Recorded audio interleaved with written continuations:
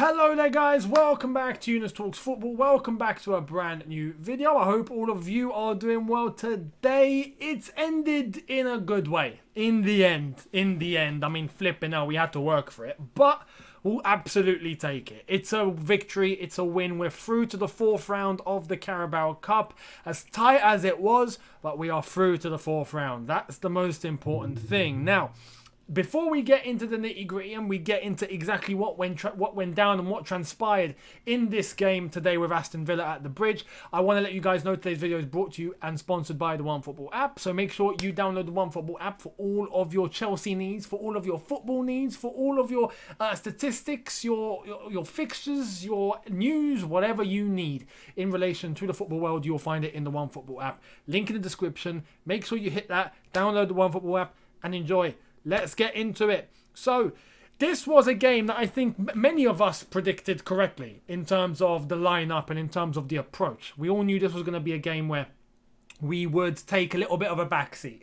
We would rest players. We would rotate heavy. We would allow players that don't normally play to get minutes. And that is exactly what happened.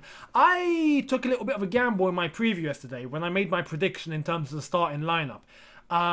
Because that was more of what I wanted to see rather than what I thought Tuchel was going to do. But I got 10 out of 11 right. The only one that didn't feature was Christensen because he ended up playing Reece James alongside Chalobah and Malang Sarr in defence and had Hudson-Odoi as right wing back. That was the only thing that was different compared to the lineup that I predicted yesterday. So that was very refreshing to see that Tuchel is on a similar wavelength, or maybe I'm on a similar wavelength, or many others. I saw quite a few of you saying that you agreed with the lineup and that is what you would do too. So it's really nice that everyone seems to be on the same page at Chelsea now, which is epic. But it was a good lineup. It was a good lineup. It was a lineup that required players to rest. It was a lineup that made sure that other players came in and got minutes and got an opportunity and got chances. And it gave us a chance to see what they would do. We started off the lineup with Kepa in goal. We had Chalobah, Reece James at right centre-back, Malang Sarr at left centre-back. We had Kante and Saul as the centre mids. We had Hudson-Odoi right wing back, Chilwell left wing back. We had Hakim Ziyech, Loftus-Cheek and Timo Werner as the front three. Although at times Saul would go offensive, Reece James would sit back, and then vice versa. So there was a little bit of a box-to-box thing happening between those two. However, and by the way, just as I'm doing this review, the draw to the Carabao Cup fourth round is happening right now. So when Chelsea get drawn, Chelsea are drawn. You're getting a reaction right here. We're going to be at home. We're the first out of the pot. We're going to be at home, and it's going to be against not Man United, because they're knocked out. Number 8. Who's number 8? We have got Southampton. I'll take it. So, fourth round, Chelsea versus Southampton at the Bridge. I'm glad we were the first ones there. That way I can get on with the review. But that's the fourth round. That's the fourth round draw. So let me know in the comments what you guys think of that. Chelsea versus Southampton in the fourth round. Arsenal have been drawn now. Who are they going to get? Please be Tottenham or Man City or number 3. Who's number 3? Leeds. Anyway, we'll see what happens there. But in terms of that lineup, though, it was a very good opportunity. We saw Loftus-Cheek come back. We saw Saul get more game time now. We saw Chalobah get 90 minutes. We saw Malang Sarr get a feature. We saw Hudson-Odoi get some game time. We saw Chilwell get some game time. It was a very nice, refreshing amount of players that came into the fold. And I have to say, it could have gone worse. It could have been a lot worse. Right? That first half was very plain. Very, I wouldn't say too flat, but there wasn't much to it. And in terms of chances created, we didn't really do too much. It was a case of chemistry was a bit missing. You could tell that the team was fragmented. Individually, some of them looked great, but as a collective and as a team, it was all very fragmented. And you could see that from the get-go. And it was expected. Let's have it right. We shouldn't be too, peed off about it, because that is what we expected. Even in the preview, I told you guys, with the lineup like this, don't expect too much, right? And if we do get knocked out, be at peace with it.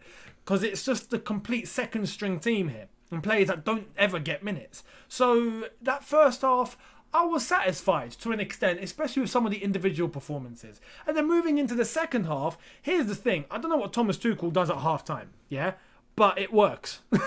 It works. Whatever he does at halftime, it works. It worked the last couple of games. It definitely worked against Spurs, and it worked today. Because as soon as we come out, we look like a different team. We look like a different team. The first half, Ziyech got on my nerves. Hudson-Odoi got on my nerves. Malang Sarr got on my nerves. Those three in particular, Saul looked slightly better than he did in the first game he debuted in, because that was a bit of a horror show. But today, it was a case of, really finding his feet, and I'm willing to give him that opportunity and that time. So I'm not going to get on his case. But the other three names I mentioned, Sarr, I expected just as a defender, more. Ziyech, first touch, horrendous. Hudson-Odoi, final product, all over the place.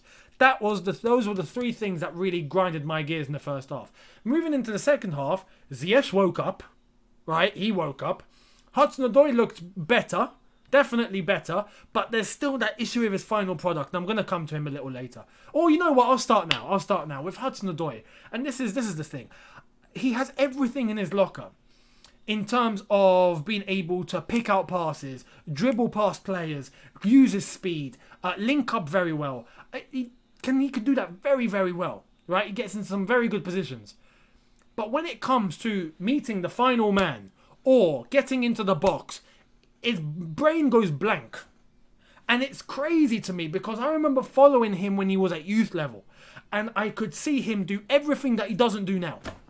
Dribbling, getting past defenders, shooting, all sorts of those final product that you need, he was doing. And now it's like his mind just goes blank. I don't know. But the second half, I have to say, was better than the first half. So that's definitely something to take away from it.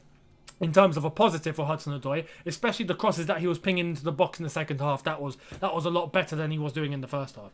But the second half we started and we looked rejuvenated. We looked like a completely different team. The intensity was higher. Thomas Tuchel was on the touchline going mental, and it's a Carabao Cup third round game. Shows you exactly what Thomas Tuchel's about, and I love it. But we managed to get that first goal.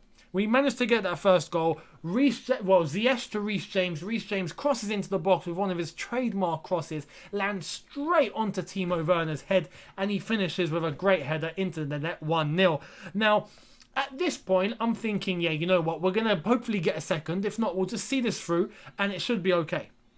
Aston Villa, out of nowhere, with a great goal. Might I say, it was like the Reece James set up Timo Werner header, but on steroids. Because it was Cash that sent in a great ping into the box, across the box, beautiful bend on it, and Archer gets his head on it in such an eloquent way that I don't think any goalkeeper in the world would have stopped that.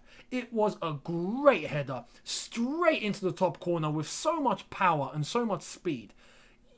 Kepa didn't even move. And I don't think even prime Petr Cech would have moved. It was a great header. Fantastic. So credit to Aston Villa for that.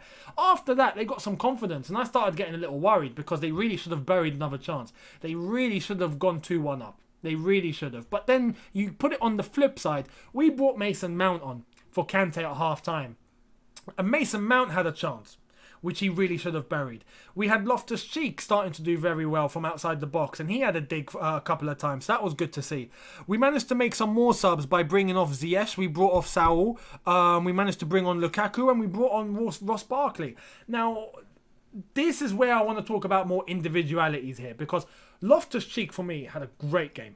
Really good to see from Ruben in terms of the way that he approached this game, his confidence on the ball, his dribbling past players was really impressive, and I was scared that he'd lost that, but you still got it. You still got it, Ruben. You still got it. So fair play to Ruben for that. He had a fantastic game. Ross Barkley came on, had a great impact. Had a very good impact. And he ended up scoring one of the penalties, which we're going to come to. But he had a very good impact. So fair play. And Mason Mount's impact was great as well. Lukaku came on and just took over the presence. You could just see that. He came on, he attracted defenders. And all of a sudden, we just had everything going forward. It was such a shame that we couldn't get that goal in the last 5-10 minutes because it was all Chelsea. And we came very, very, very close. It's unfortunate though. It's one of those things. I don't really have much to say negatively in terms of the team. I can understand the approach. I can understand the lineup. I understand the substitutions. It was just a case of Aston Villa held in there, took us to penalties. So fair play to Aston Villa, especially getting the goal back when no one thought they would. After that, they had a 5-10 minute spell where it was all Aston Villa. And we all got worried. But Chelsea held through. Went to penalties now. Ashley Young hitting the bar. Cheers, Ashley Young. Showing experience is very, very important. But yeah, we managed to win on penalties, some top penalties all round, except for Chilwell. I expected Chilwell to score. I even said before he took his penalties on the watch along, I was like, left footers normally very, very good. Ended up missing. Anyway, great penalties all round though. Mason Mount, top penalty. Lukaku, top penalty. Barkley, top penalty. Reece James wraps it up, smashes it into the top corner, and I thought he was going to miss. Sends Chelsea into the 4th round of the Carabao Cup. So we'll take it. We'll take it. At the end of the day, look, this is where I'm going to end it, right? It's not the end of the world if we get knocked out of this competition. You have to understand, I want to win everything. But to win everything is borderline impossible. Borderline, because it's not impossible, but it's never happened before in the history of football. That's how deep it is. In terms of winning the Premier League, winning the Champions League, winning the FA Cup, winning the Club World Cup, and then adding the Carabao Cup on top of that, the League Cup. It's never happened. It's never happened.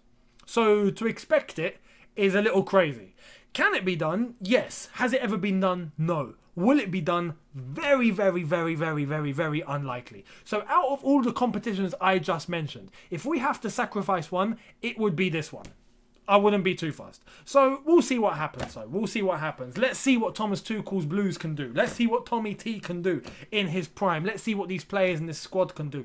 Because right now we're in the unknown. It's a very good unknown, but we don't know what our true potential is. We really don't. We're still not quite sure where our ceiling is. And right now it looks like we can't see the ceiling. That's how far high it is. So we'll wait and see what goes down. But let me know what you think in the comment section below. Another shout out that I want to give very, very, very quickly is to Kepa. Kepa, fantastic hero in terms of penalties as usual in the game. Pulled off some great saves. Even the last game against Tottenham, he was class.